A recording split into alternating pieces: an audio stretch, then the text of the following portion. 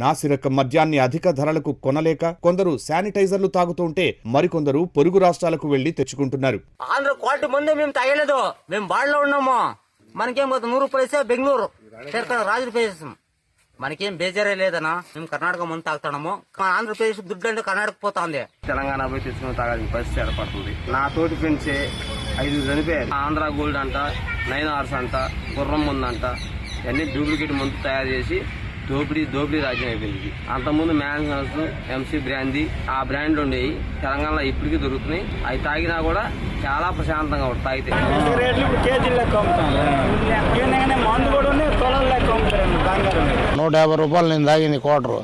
అదే అంతకుముందు అదే క్వార్టరు నేను తాగింది 50 రూపాయలు. శానిటైజర్ డబ్బాలు తెచ్చుకొని సందుల్లోకి వెళ్ళి తాగుతున్నారు. మా కళ్ళతో నేను చాలా చూసా. రేట్లు తగ్గించి మంచి ముందు పెడితే కార్మికులు ముఠావాళ్ళు శానిటైజర్ తాగే పరిస్థితి ఏ రోజుకి రాదు.